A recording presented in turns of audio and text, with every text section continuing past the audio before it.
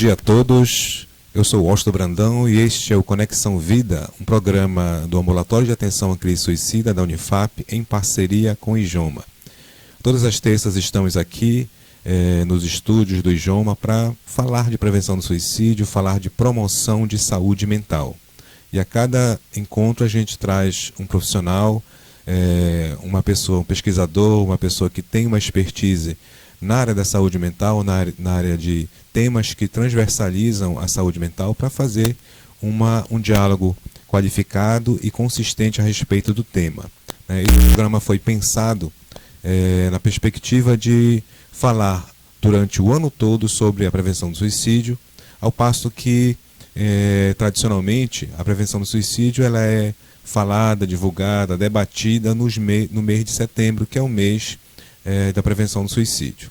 Então esse programa tem esse objetivo também de permanecer viva essa atmosfera de falar sobre saúde mental, de promoção de saúde. Hoje nós estamos aqui no estúdio IJOMA com o pastor Everton Costa, que estará conosco falando sobre o tema saúde mental e espiritualidade. Bom dia, pastor.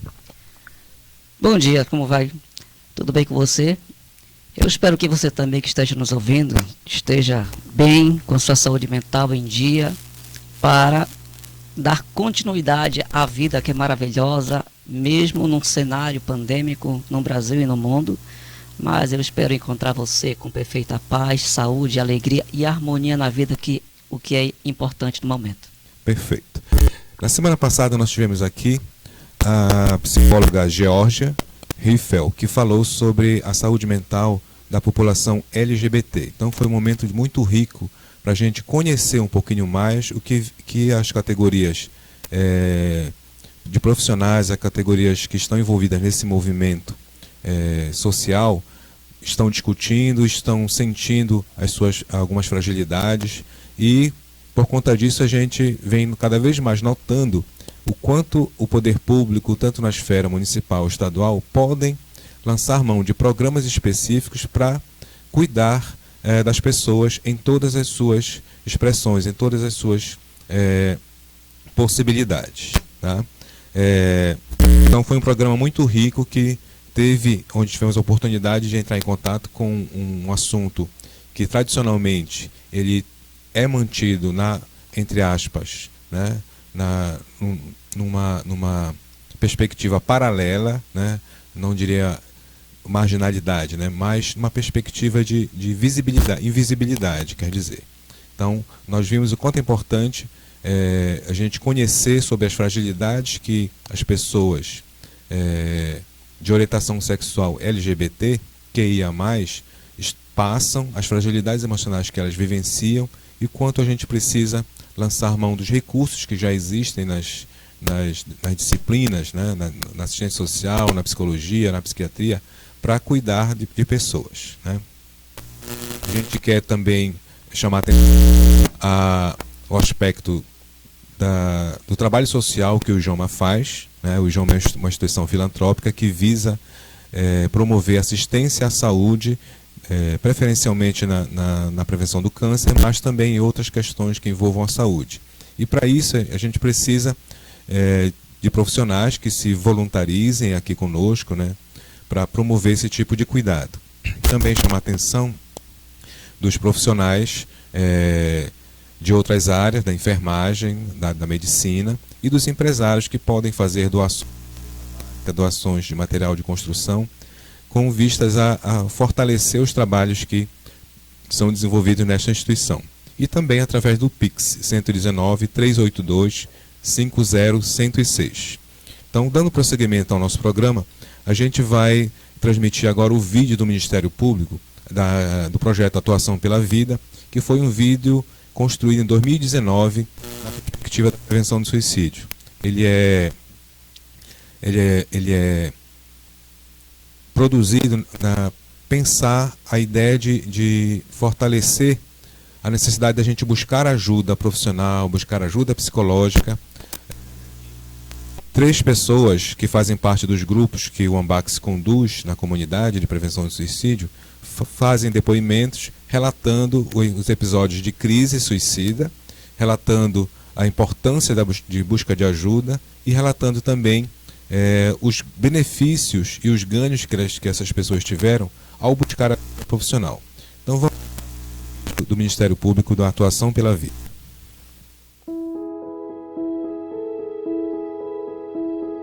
Sim, eu digo que esse momento é um momento de desespero, porque a vida é uma coisa bonita, né? Todo mundo quer viver, mas o desespero é um momento que te bloqueia de ver o futuro, te bloqueia de querer seguir teu caminho, de realizar até teus sonhos.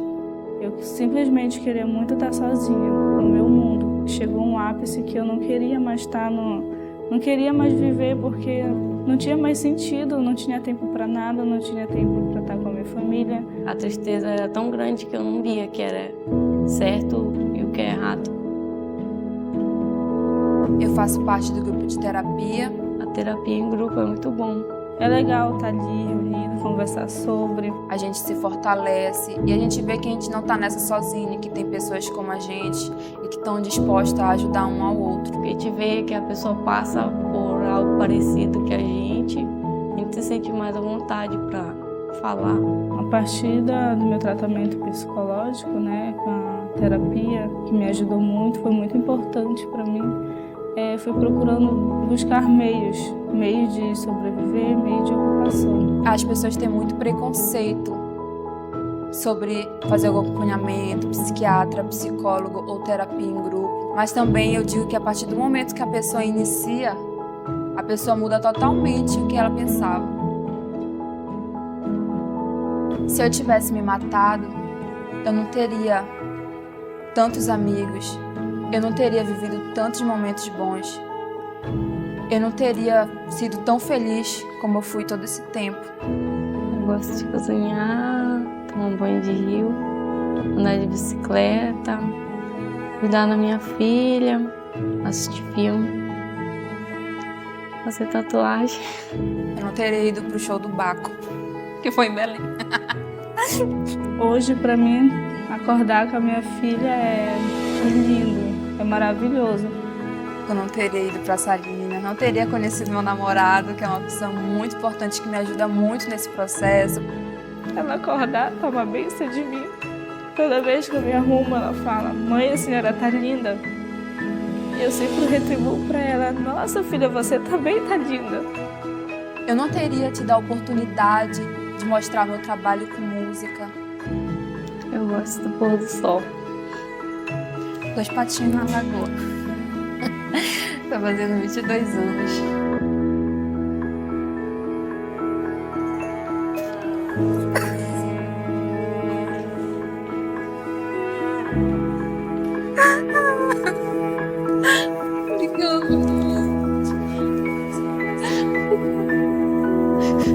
E é só pra te relaxar.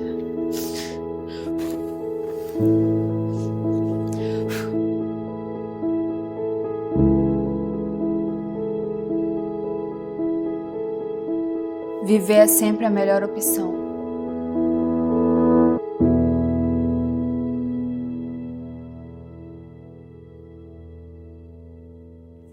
Caramba, muito obrigada. Quando fica acendendo aqui, a minha mãe fala porque é muitos anos de vida. Não quer parar. De volta aqui no Conexão Vida, diretamente dos estúdios da TV e Rádio Ijoma. Hoje nós estamos aqui com o pastor Everton Costa, que vai dialogar com a gente, vai refletir com a gente sobre a relação entre saúde mental e espiritualidade. Bom dia, pastor, novamente. Né? Bom dia. Te agradecer pela presença. Né? Fale um pouquinho de você, da sua trajetória, antes da gente iniciar a questão temática. Né? Bom, doutor Washington, eu abracei o Amapá por volta do ano de 1994. Ano que o Brasil foi tetracampeão mundial. Então, nesse período, eu estava morando na cidade de Itaituba, na cidade onde nasci, no Pará. A minha família já estava aqui no Amapá, minha mãe morando ali na fronteira do Iapoque. E foi um período, então, que eu vim para cá. Dei a continuidade nos meus estudos primário e secundário na antiga escola Aníbal Barcelos e Santana, que hoje é a escola Almirante Barroso. Concluí meu ensino médio na escola Joaquim Nabuco, no município do Oiapoque. Então, lá por volta do ano 2000, que afloresceu mais ainda ao desejo de ingressar na área da temática religiosa, por eu ser de uma família cristã, nasci no lar evangélico, né? Então me tornei sacerdote religioso no ano de 2007, numa convenção nacional que aconteceu na cidade de Castanhal, no Pará. Mas eu já era também missionário evangélico pela Assembleia de Deus do Belenzinho, do pastor José Wellington Bezerra da Costa, né? Que por muitos anos é o presidente da maior convenção da Assembleia de Deus no Brasil, a CGADB. E pela Universidade Federal me tornei pedagogo. Hoje estou fazendo duas pós-graduação na área da docência superior e teologia e também na história da religião. Também tenho formação em teologia pelo Seminário Teológico Sul-Brasileiro em São Paulo, pela Missão Paulo, uma missão sul-coreana, que tem desenvolvido esses trabalhos de conhecimento sistemático da teologia, voltada para o cunho indenominacional, não focado somente numa linha de pensamento religioso, mas abordando a teologia no seu contexto geral, né, numa formação plena ali em São Paulo. Então essa é um pouquinho da minha trajetória, voltando para o Amapá, né, com essa parceria com a Universidade Federal, com alguns amigos, doutores ali e mestres. Nós temos fechado algumas parcerias na área da pesquisa, do racismo religioso, intolerância religiosa, a pesquisa sobre a preservação ao suicídio. Qual é a visão também do evangélico, da liderança evangélica com relação a essa temática, que é de suma importância, haja vista que o Amapá já se tornou um dos primeiros no índice de mortalidade nesse segmento. Perfeito.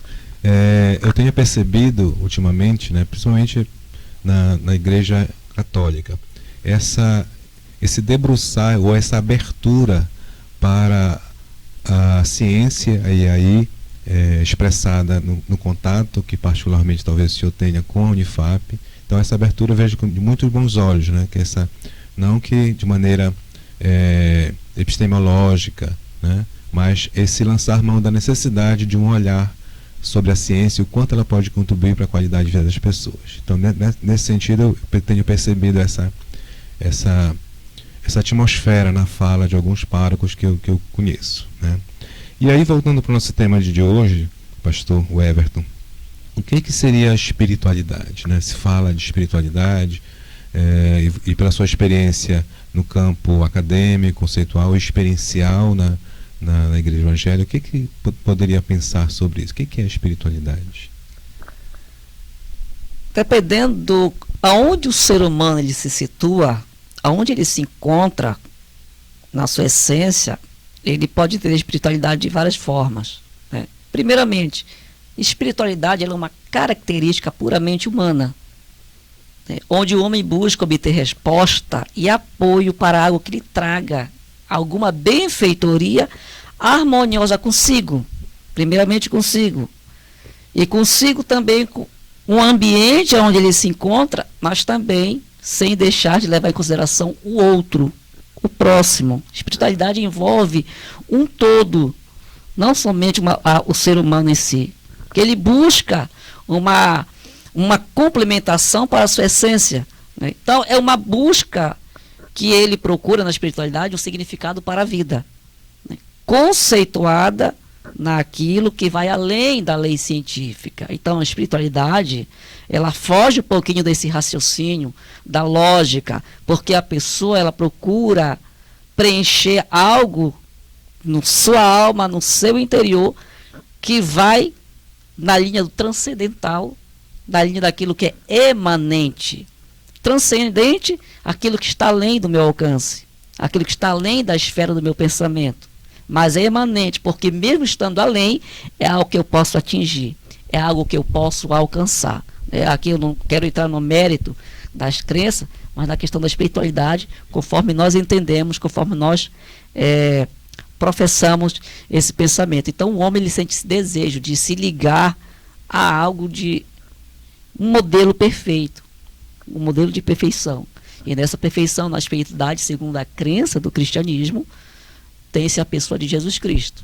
O ideal de ser humano, e o ideal de vida, o ideal de atitudes, de valores éticos e morais que devem ser seguidos. Né? Modelos e referências atitudinais, né? Então é interessante essa sua primeira reflexão, Everton, que tu traz a ideia de que na essência do ser humano existe algo para além das instituições científicas, né? Das instituições outras, né? E aí eu vou colocar aqui, né, particularmente a questão da instituição religiosa, né? E parece que a religião ela vem como uma forma do sujeito facilitar entrar em contato com essa espiritualidade. Seria por aí assim, até para a gente fazer um paralelo entre espiritualidade e religião e instituição religiosa.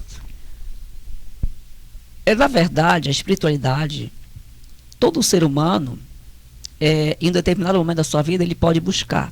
Mas não quer dizer que a espiritualidade, ela é a própria religião em si. Porque a pessoa pode ser espiritualista, ou pode buscar um caminho da espiritualidade, mas não fazendo parte de nenhum segmento religioso. Existe aquela pessoa que não tem religião, mas mesmo assim ela procura se unir com o divino, unir com o sagrado, conforme a sua cosmovisão de mundo. Essa cosmovisão que nós não podemos entrar no mérito da crença daquela pessoa. Nós podemos sim, pelo campo da teologia, questionar, argumentar, trazer alguma reflexão, porque a teologia é isso. Ela quer trazer uma resposta que você não encontra na filosofia, que você não encontra, né, no dito raciocínio sistemático, epistemológico, no raciocínio científico, né, da experiência humana. Então a teologia ela vai no campo metafísico, trazendo essa resposta, uma solução que o homem almeja encontrar. E nisso vai tecer as várias teorias dentro desse campo do conhecimento. Então, a religião em si, ela já é a sistematização dessa espiritualidade. Perfeito. Obrigado pelos esclarecimentos. Acho que é importante a gente, nesse primeiro momento do nosso diálogo, fazer essa diferenciação, até para trilharmos seguirmos o nosso diálogo a partir da ideia essencial dessa entrevista, que é espiritualidade e saúde mental, né? E aí, dentro dessa primeira reflexão ainda, Everton, antes da gente avançar, aquilo que a gente havia pensado antes,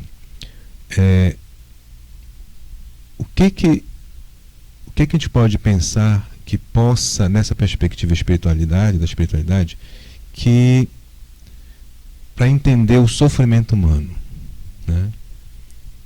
Que a gente acaba por admitir essa ideia de crer em algo superior, melhor, que é um modelo de perfeição que nos guia, que está na essência desse movimento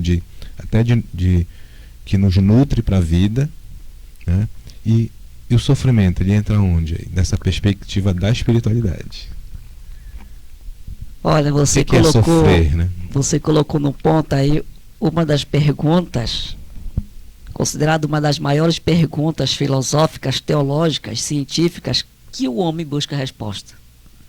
Por que o homem sofre? Como surgiu o sofrimento? E aí nós entramos no caminho da questão da crença, bem e o mal. E aí entra no campo da ética também. Entendi. Mas na visão da espiritualidade, quando entra o caminho da crença, da fé, né, o sofrimento humano, ele surge a partir do momento para colocar o ser humano no caminho de dizer: você não é pleno, você não é perfeito, você tem que entender que você tem falhas. O sofrimento traz para o homem dizer: olha, você tem que entender que você tem limitações. Então, é um chamamento natural de um processo de crescimento. É um processo de crescimento. O que não vai chegar no fim. Por isso eu concordo com Charles Darwin, que o homem vive um processo evolucionista. Perfeito.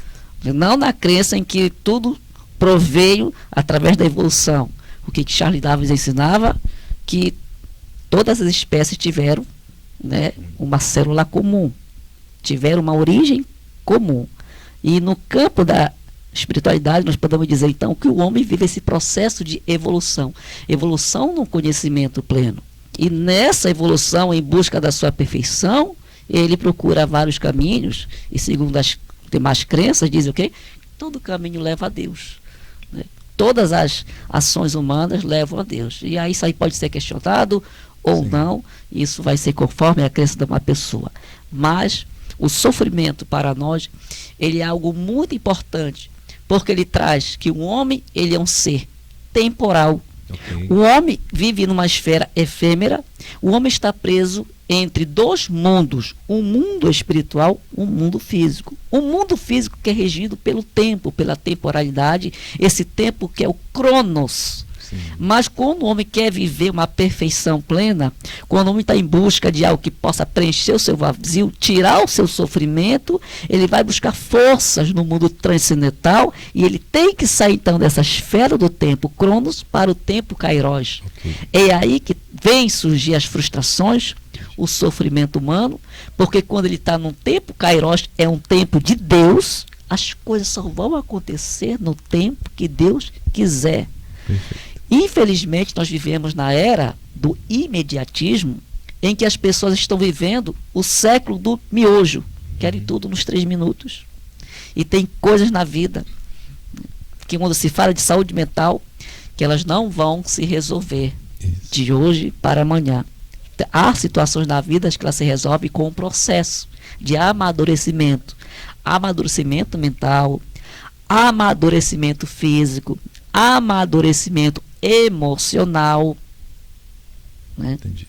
Em várias áreas do ser humano, porque nós somos corpo, nós somos alma e nós somos espírito. Entendi. Então, é um complexo do ser humano que tem que ser trabalhado ao longo da história humana. E não é uma reflexão simples essa, tentar entender o sofrimento, né? Como você até, É na sua muito fala, complicado. você toca em pontos plurais, né? Pontos diversos que acabam trazendo mostrando essa complexidade. E aí, o que me vem disso que você está colocando, Everton, é essa ideia de para lidar com o sofrimento, você tem diversas possibilidades.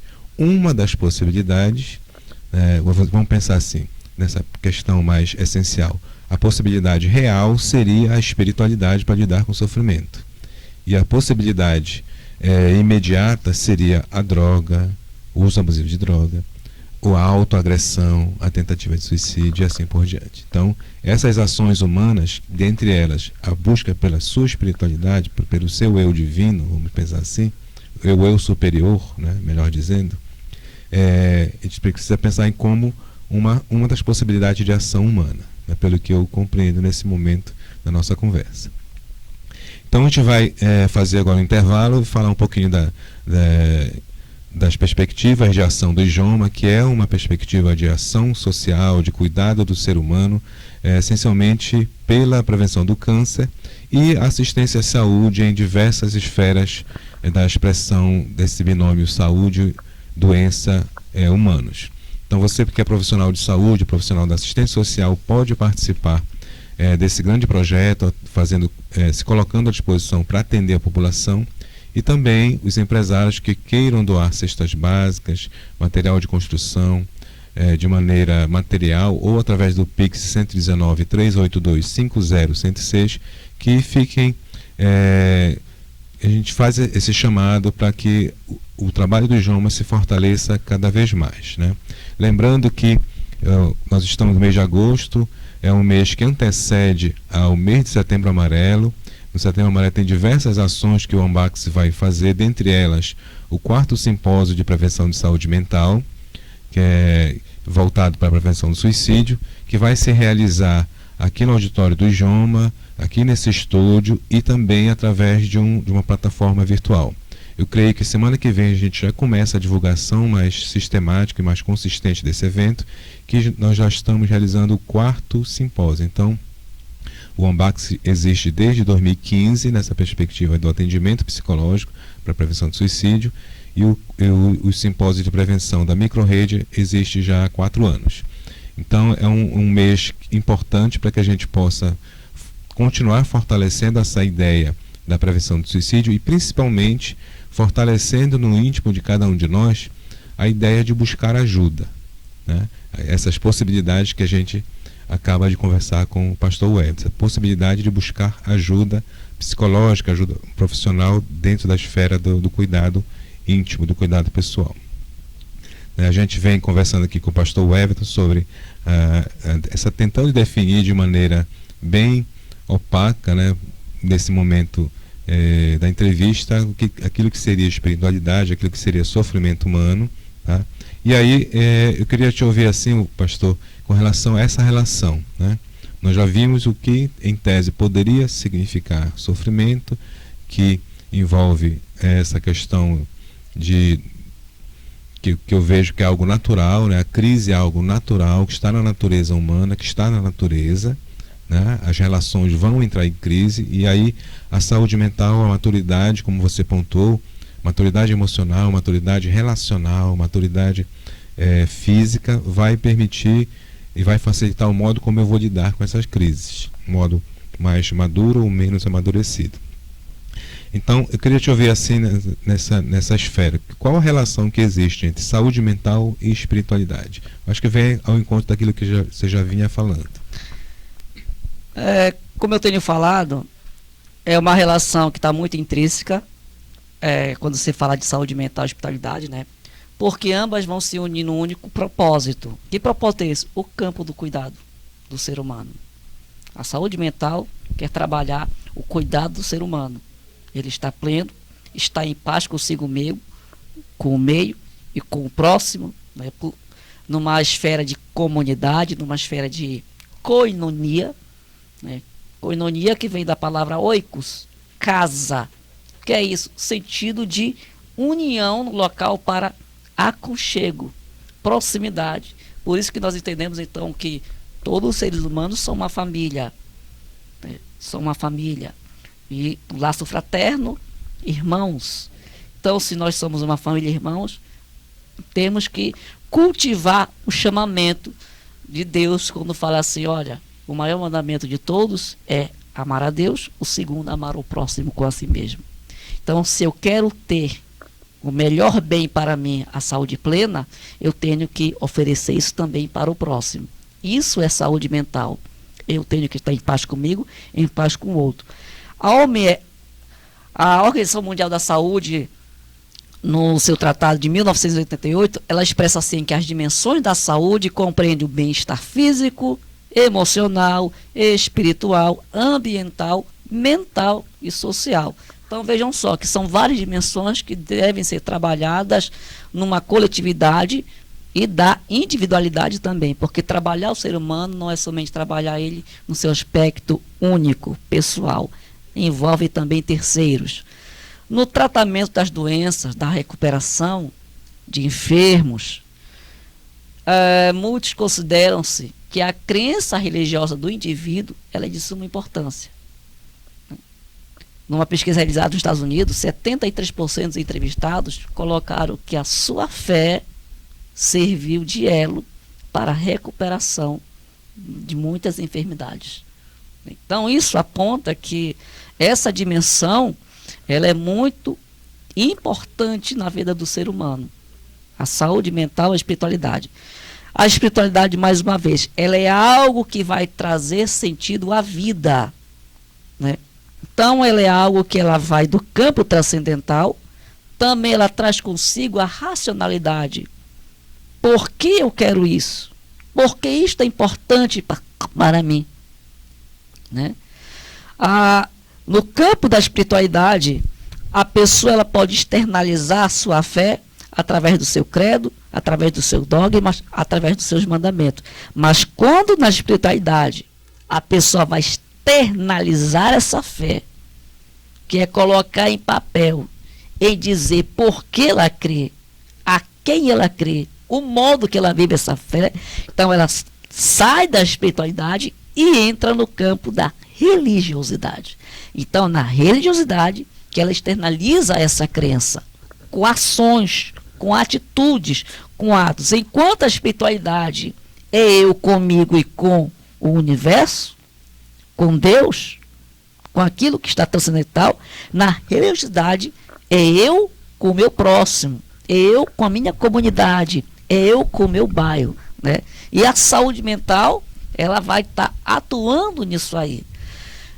Romanos capítulo 12, versículo 1: rogo-vos, irmão, pela misericórdia de Deus, que apresenteis o vosso corpo santo, pleno e agradável ao Deus, que é o vosso culto racional.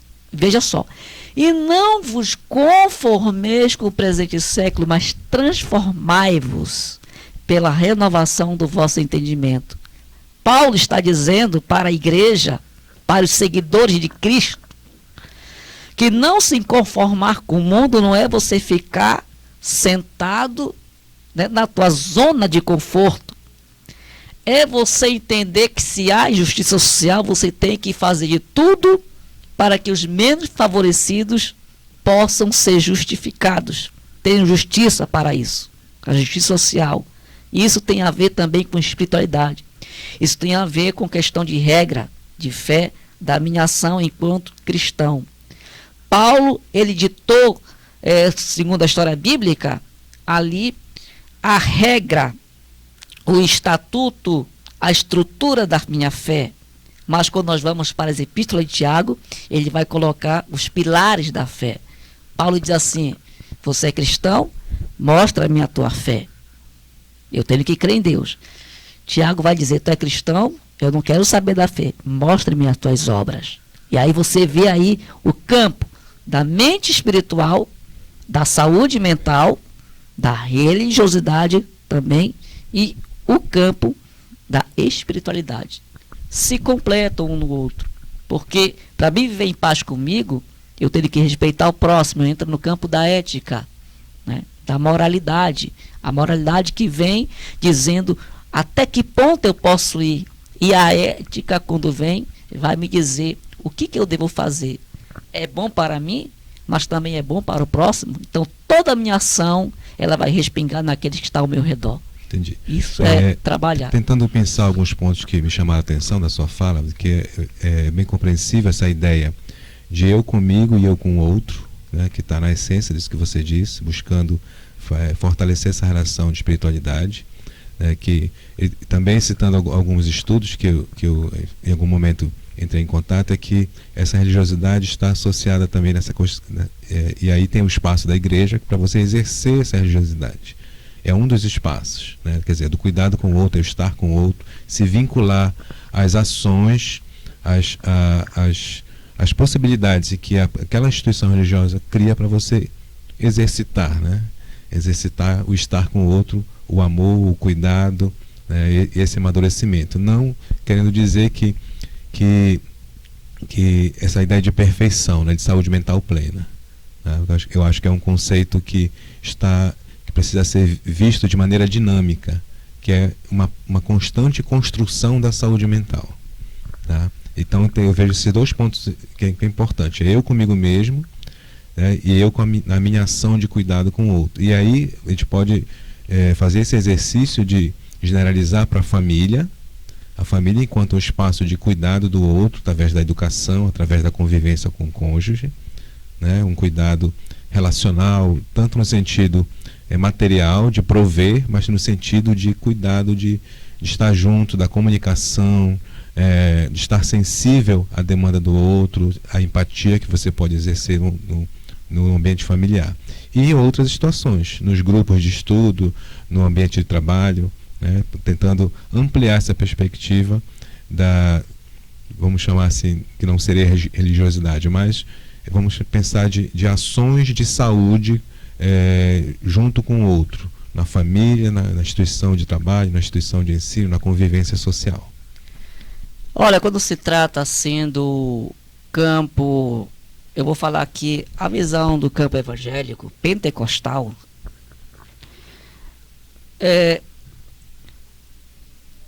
a nossa geração passada da liderança, não tinha uma visão de pensar o ser humano que ele tem problemas físicos, que ele pode ter problemas emocionais, problemas mentais, problemas que envolvam o interior da pessoa, e por falta muitas vezes de conhecimento profundo do assunto, gerou-se grandes equívocos ao longo da história do povo evangélico em se tratando de Brasil. Por quê? Porque os nossos ancestrais, líderes religiosos, ganhavam, nas suas homilias, conseguiam angariar muitos adeptos para a fé cristã, naquele segmento, daquela religião, daquela seita. E a demanda de pessoas que vinham era tão grande e não tinha tempo para preparar uma liderança com uma visão teológica, com uma visão científica, uma visão antropológica, uma visão filosófica. Não tinha isso, até porque os fundadores, muitos deles eram leigos, né? A necessidade que se entendia naquele momento, isso era o quê? Uma necessidade espiritual. Bora ganhar só pessoas que aqui é o reino de Deus, só o reino de Deus. Com o passar do tempo, as lideranças evangélicas entenderam que trabalhar o ser humano não é somente trabalhar no cunho espiritual. Você tem que olhar para o cunho social. Você tem que pensar o ser humano também no cunho político. Religião, muitos dizem assim, igreja tem que estar separado da religião. Não é. E não é por aí o caminho. A igreja tem que trazer essas reflexões do que a sociedade está vivendo para dentro do campo, né? Do campo da religião, e pensar como é a liderança evangélica, o cristão vai dar uma resposta favorável para a sociedade. Com a ação social, com a reflexão. E aí vem as questões da intolerância religiosa. A minha fé é única, a minha fé é verdadeira, tudo, mas até que ponto eu tenho que dialogar com o próximo se eu não respeitar o campo dele? Até que ponto eu posso estender a minha ovelha, que toda vez vem me ouvir no culto, mas se eu não pensar também que ela pode ter problemas que vai além da minha compreensão de fé? E aí, é nesse aspecto que entra a questão da saúde mental, que eu tenho que entender, sair um pouquinho do campo teológico, do campo espiritual, e entender que esse ser humano, ele pode ter problemas de vida que a fé pode não ter solução para ele, porque nem tudo é espiritual, nem tudo é demônio, nem tudo é coisa das trevas, né? Então, isso gera-se também, por outro lado, um problema muito grande, porque muitas pessoas que têm problemas na sua família não conseguem chegar com a sua liderança, por esses estigmas que pode sofrer, e ele se fecha, né? Aí você vê aí a questão do existencialismo. De um lado, o existencialismo cristão, o existencialismo materialista. O existencialismo cristão diz assim, olha, o ser humano ele tem que ser pensado como algo que é o principal personagem da história. Karl Marx dizia que o homem ele faz história quando ele age. Só que nessa sua ação, nessa história, o homem vai descobrir frustrações na vida. Porque o homem traça uma perspectiva de vida para o futuro e muitas vezes ele não alcança. Mas ele vê o próximo alcançando e ele pergunta, por que eu não consigo? Por que eu não consigo atingir aquilo ali? Porque uns têm e eu não tenho. Porque uns podem e eu não posso. Gera-se frustração. Por isso ele procura um paradigma, um modelo para seguir.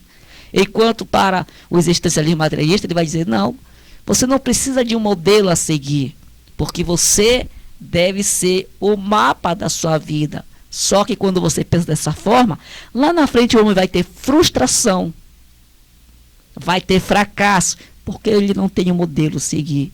Se ele não tem um modelo a seguir, ele não vai ter um valor moral, não vai ter um valor ético para seguir alguém para dizer que ele fez algo certo ou algo de errado. Então é muito complicado esse campo aí. E hoje a liderança evangélica ela tem pensado que para formar um líder, um pastor, ele tem que ter certo conhecimento. Não mais o conhecimento da teologia. Ele tem que ter um conhecimento científico, tem que ter um conhecimento profundo do que é política, direito eclesiástico, pensar na legislação, para não estar falando qualquer coisa no púlpito, porque tem temas transversais na sociedade que precisam ser dialogados. A questão do suicídio. Imagina a visão da pessoa dizer, olha, você não pode matar a vida, porque é o mandamento bíblico que fala que não matarás. A pessoa está sofrendo muito. Quando ela tira a própria vida, não é que ela quer matar, ela quer acabar com o seu sofrimento. Sim. Mas como você vai chegar nesse sofrimento com esta pessoa, se você não para ouvi-la? E aí, o termo pastor, que vem de duas palavras, no tetel, né, que é a questão do cuidado, né, e poimêunica, outra palavra, que é a questão da apacentar. Então, pastorear é cuidar, é apacentar. A mesma forma de paracaléu, pôr ao lado e dialogar. Entendi. Não é à toa que o Espírito Santo ele é chamado de Paráclitos, né, o Consolador. É aquele que vai orientar a pessoa. Então, se alguém é chamado para assumir uma liderança religiosa, ele tem que ter esse pensamento, que a igreja é uma instituição filantrópica, espiritual, social, mas também uma agência de saúde mental. Uma agência de cuidado humano, nessa perspectiva mais ampla, né? Trazendo uma leitura mais, vamos chamar assim, psicológica, né? de estar com o outro e operacionalizar os valores humanos que podem ser expressados na ação humana e podem ser fortalecidos, né? Então, à medida que eu cuido, na medida que eu me relaciono de uma maneira saudável, amadurecida, eu acabo fortalecendo essa noção de espiritualidade que a gente vem transversalizando no nosso diálogo aqui, né? A gente vai comentar aqui mais uns aspectos da ideia que o Ijoma, né, ele faz um trabalho social de cuidado com as pessoas e precisa de voluntariado, de profissionais da saúde, da educação, da assistência, enfermeiros, psicólogos, assistentes sociais, pedagogos que possam se voluntariar aqui para fortalecer esse grande projeto de cuidado humano na cidade de Macapá. E os empresários também podem fazer depósito através do PIX 118-382-50106, tá? Para também ajudar o Ijoma nos seus projetos. Tá? Vamos entrar assim, nesse ponto, pastor, que você trouxe ainda há pouco, dessa dimensão biopsicossócio-espiritual, né? Então, até então, se falava antigamente da dimensão biopsicossocial, né? E com o tempo, com a ampliação do conhecimento humano, com o contato com novas verdades sobre a existência humana, inseriu-se aí a dimensão espiritual minimamente para compreender melhor o que seria ser humano. Trazendo essa perspectiva assim para falar dos desafios da vida moderna, né? No cotidiano, quais são esses desafios que o ser encontra para vivenciar a saúde mental?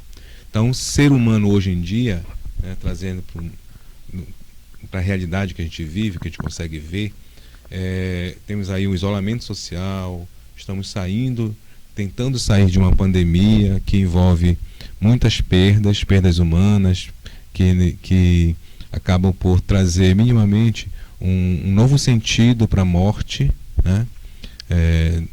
Culturalmente a gente tem hábitos de velar os corpos, né? De cuidar desse processo de lutamento, e abruptamente as pessoas são retiradas do nosso convívio, nesse sentido do falecimento dos nossos amigos, parentes, etc. A questão do isolamento social, a necessidade de seguir protocolos de higiene, que até então muitos de nós talvez não tínhamos esse hábito de lavar as mãos com álcool, obviamente usar máscara, ninguém usava máscara no convívio social, tá? Como pensar assim, pela perspectiva da espiritualidade, os desafios de manter uma saúde mental nesse contexto da vida moderna, pastor? Eu vou colocar aqui alguns pontos sobre esta pergunta e eu quero que vá ao encontro de você que está me ouvindo. Nas Olimpíadas é muito interessante quando nós ouvimos falar de Simone Biles, uma multicampeã ícone na ginástica artística dos Estados Unidos. Chocou o mundo quando ela disse assim: eu vou parar por aqui. Finalista em várias modalidades, e dizer: eu preciso parar porque eu tenho que trabalhar minha saúde mental. Inclusive, para muitos atletas de elite, isso é mimimi, porque ele não vivencia a mesma coisa da pandemia. Isso é mentira, isso é fake. A pessoa só fala assim porque ainda não chegou alguém, talvez, a falecer pelo coronavírus, porque ela não passou na pele ainda o que é você não saber o que é velar um ente querido, não poder se aproximar, não saber onde foi enterrado. Só vivencia isso quem passou. Em 2020 eu estava visitando a casa de uma amiga no Marco Zero, quando o vizinho dela veio a falecer, um pai de família. A funerária veio de Santana trazendo o corpo e não pôde parar na residência. Mas pelo menos eles fizeram um balão na rua onde ele morava e o carro passava bem lentamente. Imagina a família, a mãe, os filhos, netos chorando sem poder chegar perto do carro. Os vizinhos todos chorando. E aí você percebe o colapso que está com essa situação pandemônica no Brasil e no mundo. E um dos pontos do desafio a ser superado, primeiro, aceite o fracasso. O fracasso é uma lição de vida. Às vezes você projeta algo para a vida que não deu certo, mas sempre levante a cabeça, porque há sempre uma segunda chance. O fracasso não vai dizer para você que você é uma pessoa que é incompleta. O fracasso não está dizendo que você não é capaz. O fracasso tão somente uma escola da vida, quer dizer assim: você precisa aprender mais um pouquinho, desenvolva mais esse aspecto, mas vai chegar a tua hora, e vai chegar a tua vez. Não, acreditar que aquilo que não deu certo hoje é apenas uma etapa da escola da vida. Lá na frente você vai conseguir, você vai conquistar. Outra coisa que você tem que entender: nós não somos insubstituíveis.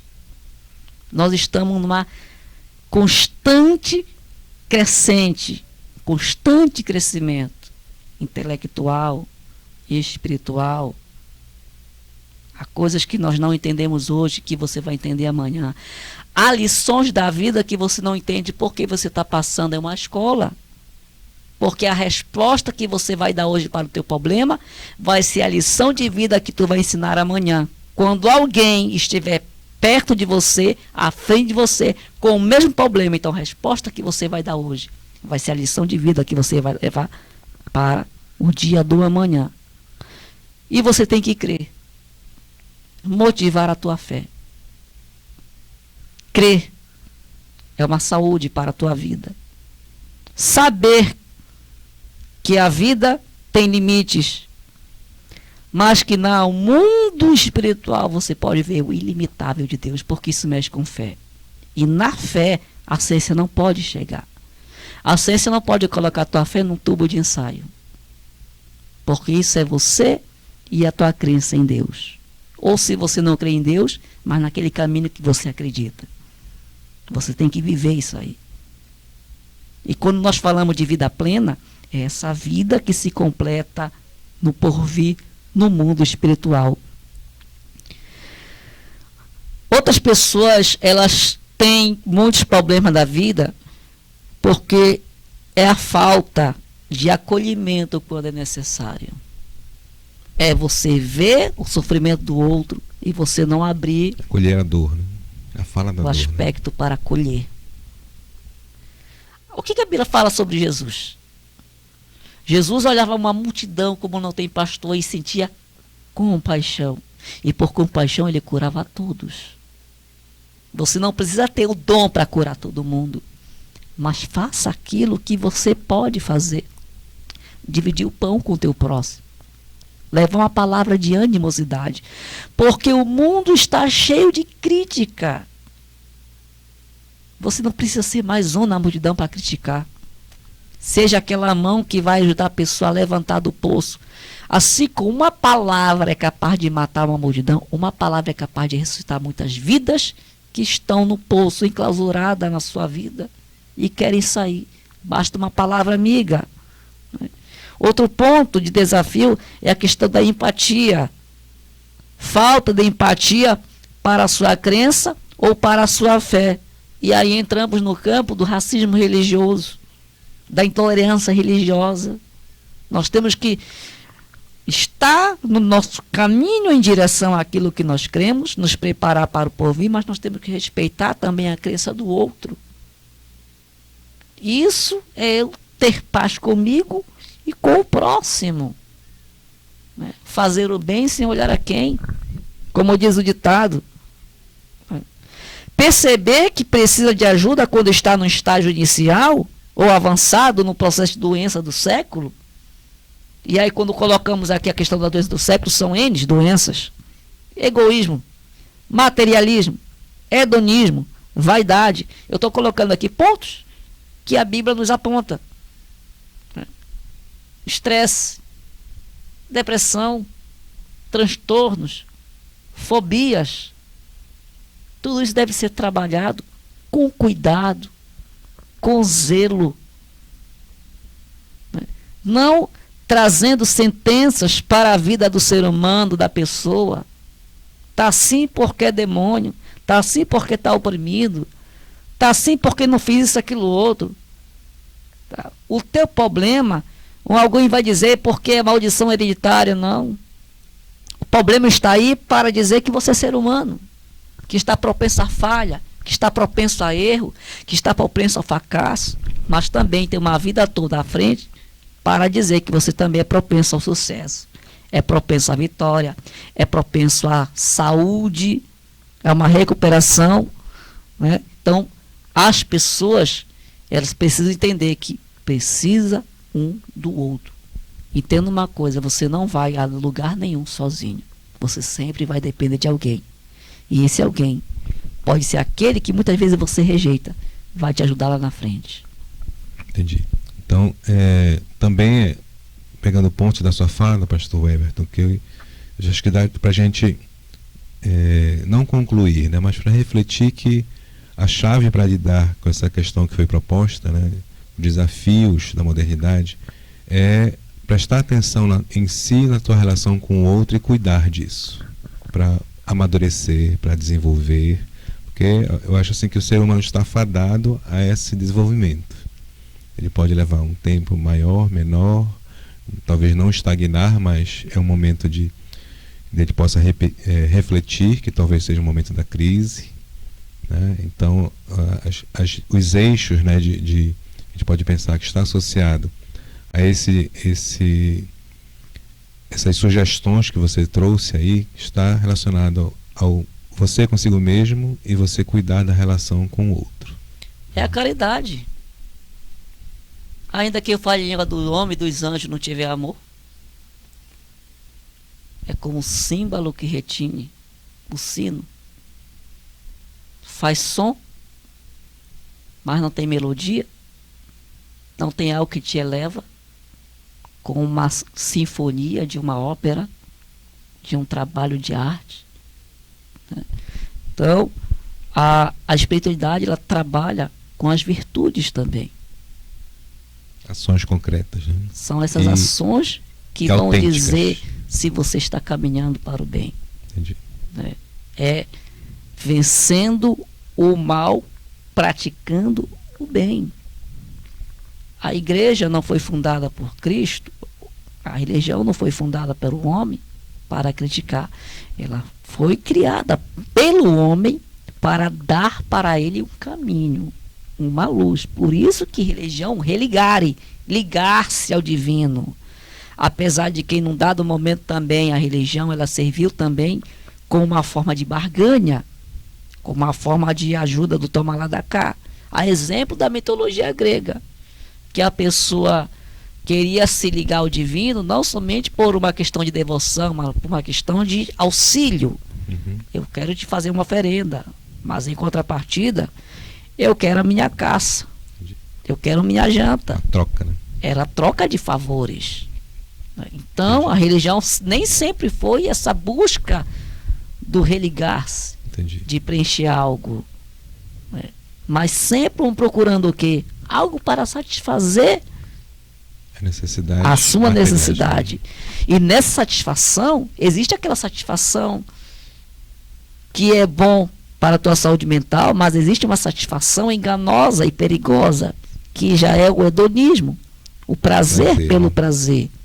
E nessa satisfação vem os vários vícios dessas doenças intrapessoais, a questão do orgulho, a questão da vaidade, o egoísmo, a avareza. A pessoa que ama a si mesmo não está nem aí para o outro. E o avarento é aquele que tudo que ele quer é para si.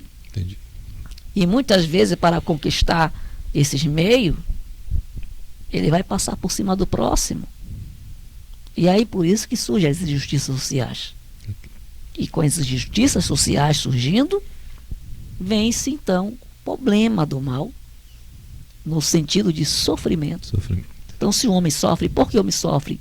Porque o homem não é justo. Por isso que o homem precisa de preceitos, mandamentos, estatutos.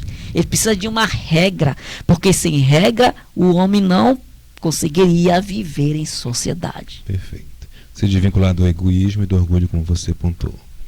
Então, pastor, infelizmente, estamos chegando à parte final do nosso encontro.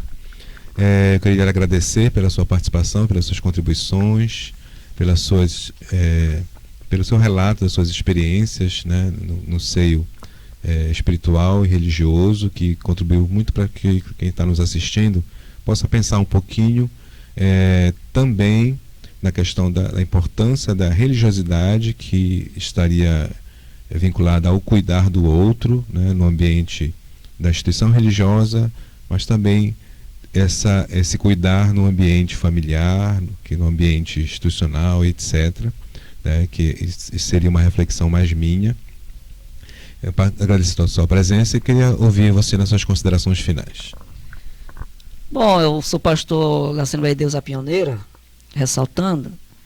Eu quero dizer para você que a Assembleia de Deus a Pioneira, ela oferece para a comunidade 2 projetos sociais nessa área. Nós temos o Cuida e Acolher, que fica na Congregação Celeiro de Bênção, lá no bairro Jardim Felicidade 1, né, que trabalha com as pessoas que estão sofrendo problemas de ansiedade, depressão.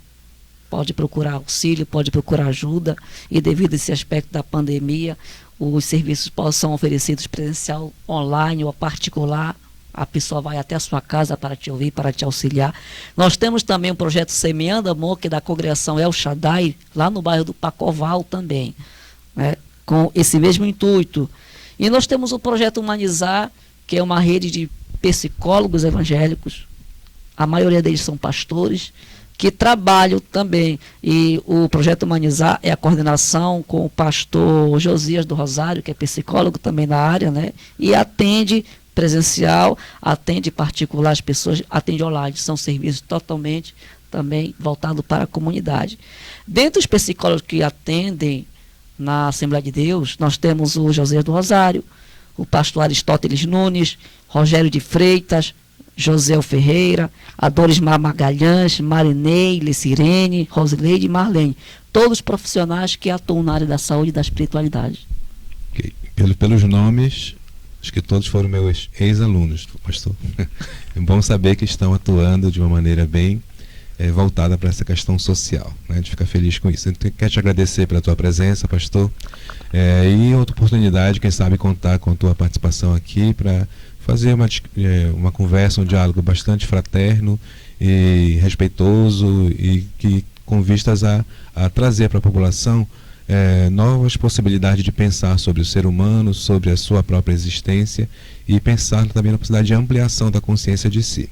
Então a gente vai mostrar agora um vídeo que vai começar a suscitar a ideia do Setembro Amarelo, que é um vídeo que a gente produziu há 2 anos atrás, que a gente vai começar a mostrar. E também é um vídeo que, na sua particularidade, ele está em Libras, para atingir a comunidade surda do Amapá e do Brasil. Olá a todos e a todas. O mês de setembro é dedicado à conscientização sobre o suicídio. E o dia 10 é o Dia Mundial da Prevenção do Suicídio. Vidas humanas importam. Precisamos do seu apoio. Falar sobre o tema é importante para a quebra de tabus que ainda existem na sociedade. Falar sobre os nossos problemas pode ajudar. Buscar ajuda profissional pode salvar vidas, pois os problemas emocionais são possíveis de serem cuidados. Busque ajuda.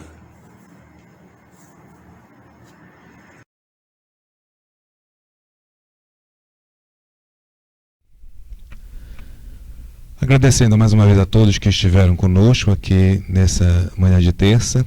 A gente espera ter contribuído para a ampliação da reflexão dos nossos pensamentos, de nossas reflexões pessoais. Agradecer ao pastor Weber novamente pela sua participação e espero encontrar vocês na próxima terça, a partir das 10 horas aqui, através do estúdio da TV Ijoma, falando sobre a prevenção do suicídio, falando sobre a promoção da saúde. Que todos tenhamos uma boa semana e fiquemos todos buscando essa paz interior, né? Aproveitando essa reflexão de hoje, esse amadurecimento pessoal e buscando ajuda profissional quando necessário. Até mais.